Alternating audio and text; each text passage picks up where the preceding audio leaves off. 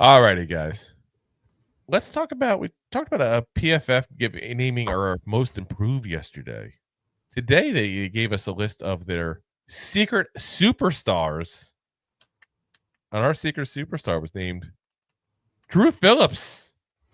Ooh. Interesting one there because they're not wrong in that. I mean, I still think word is kind of getting out to a certain degree on what he did this season. You know, obviously he played in a very bad team, which never helps you publicity wise. But this is what they had to say about him. They said Malik Neighbors was the headliner rookie for New York, but Phillips was great in his own right.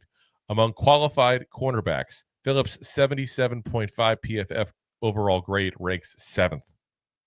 7th. Yeah. His 78.1 run defense grade placed 15th, and his 75.8 PFF coverage grade slotted 11th. Amongst all defensive rookies to play 500 or more snaps, Phillips ranked 3rd in PFF overall grade, trailing only Jared Verse and Edgerrin Cooper.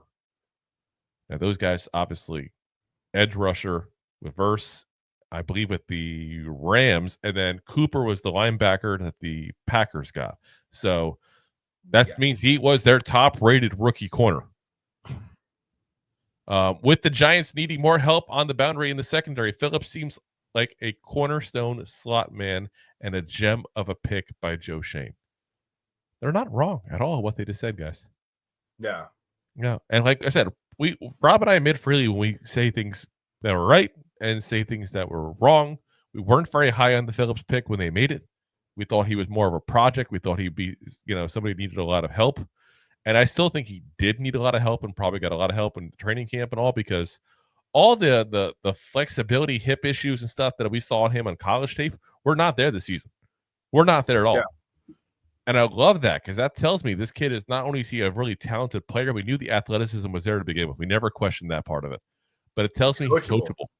And that's huge, absolutely freaking huge, especially as you got a new defensive backs coach coming in. Because he may have to do a little bit of a different role next year. He may get a different voice and a guy who might give him more tips.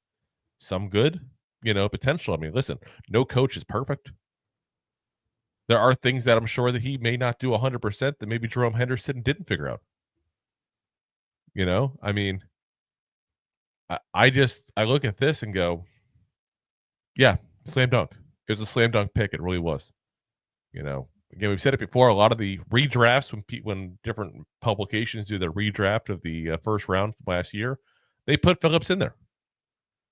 And rightfully so. He was, like I said, PFF's top-rated rookie corner this year. Which is why yesterday we talked about the PFWA doing their all-rookie team. We said, point blank, Phillips should have been on there. And like I said, he's a slot corner, and they did a base 4-3 defense, and that's why he wasn't on there, because they didn't do a slot corner. But that's a position I think they should have included, because teams are in the dime nickel packages much more than in base packages nowadays, this modern NFL. But like I said, he deserves a lot of credit. And as much as we were saying before about he was a project and Jerome Henderson deserves credit for him, fixing some of the hip issues and the motion issues and, things of that nature, again, Phillips deserves a ton of credit for, like we said, being coachable, fixing those mistakes, and having a hell of a rookie season. I'm excited to see what he's going to do next year. I really am. I'm actually curious. They said a cornerstone slot man. I'm curious if they try to move him outside. I really am. After what he did and how desperate we are for outside corners. I mean, they may. I mean, I wouldn't be surprised. Depending on what's going on. Like, do we sign Dory Jackson back? Like, I mean, he looked better. God, no, don't even say that. Well, I think I just threw up my mouth a little bit there. Listen, we're struggling over in the outside corner, so you take what you can get.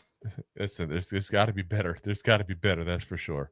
And he played that outside corner position in college, so that's definitely a possibility. I'll pull up the stats real quick because PFF actually lists still his draft profile, and they gave you where he lined up. So in 23, his last year at Kentucky, 412 snaps at outside corner, 223 at slot.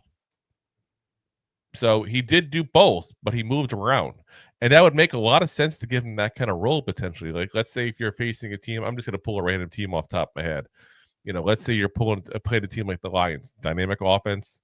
Amon-Ra St. Brown often plays in the slot position, obviously. Then, yeah, it would make sense to put Phillips in the slot, let your best slot guy go ahead and cover their best receiver. But other games, it might make more sense to put DRU PHILLIPS, like on a guy like CeeDee Lamb or something like that. Again, depending on what we do the rest of the season, off season, I should say, sorry, at the corner position. If we don't get a top corner, hypothetically, in this offseason, there's not a lot available, guys, because that's not a position that people let top players go at often. But if we don't get one, then it might make some sense. What the hell? Let's put Phillips out there sometimes. Let's move him in and out. He's got that ability. He's shown that ability in college.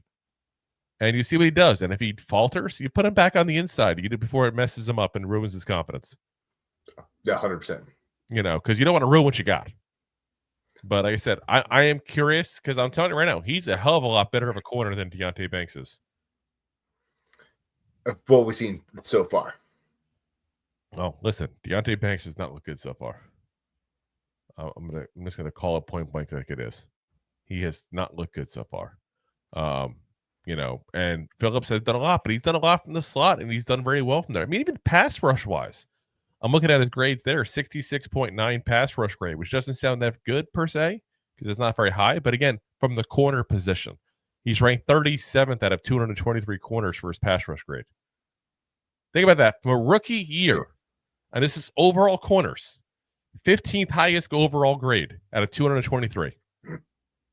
37th pass rush, 25th run defense, and 20th coverage.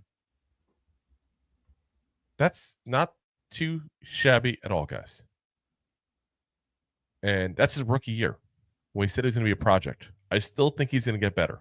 I still think he's going to improve as he gets more used to having the fluidity in his hips and the movement and stuff that he didn't necessarily have in college. Because you saw it every so often. He'd make that move and it'd take just a split tenth of a second longer than it should have. And he loses enough at that point there where his physicality and his ability to, his speed let him catch up sometimes. But sometimes he got burnt because of it. So I'm curious to see what the rest of it brings. But he's definitely one of the more exciting Giants players going into next year, that's for sure. 100%. Without a doubt. If you like that clip, then you will love the full episodes too. Find us on your favorite podcast app and look for us on all your favorite social media platforms. Thanks so much. Please, I'm begging you. Please subscribe.